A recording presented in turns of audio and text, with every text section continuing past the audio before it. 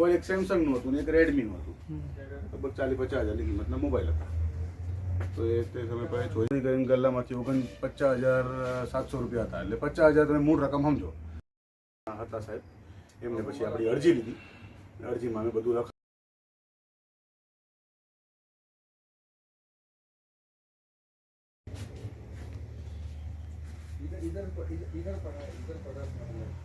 Notification એવું આવે કે ભાઈ હ્યુમન ડિટેક્ટેડ એટલે પછી સવારે 5:30-6 વાગે મેં આંખ ખોલી તો મેં જોયું મારે 2 મોબાઈલ નાખી દીધા અંદર. પછી ચોરી કરીને નાસી ગયો બધો. અને પછી આઈડેન્ટિફાઈ કર્યું છે કાઉન્ટરમાં હતા. એટલે તમે જોઈ શકશો કે કેમેરામાં બધો જ પૈસા એને. મોબાઈલ એક સેમસંગનું હતું ને એક રેડમીનું હતું. લગભગ 40-50 હજારની કિંમતના મોબાઈલ હતા. તો એ તે સમય પછી ચોરી કરીને ગલ્લામાંથી 49,700 રૂપિયા હતા. એટલે 50,000 તમે મૂળ રકમ સમજો.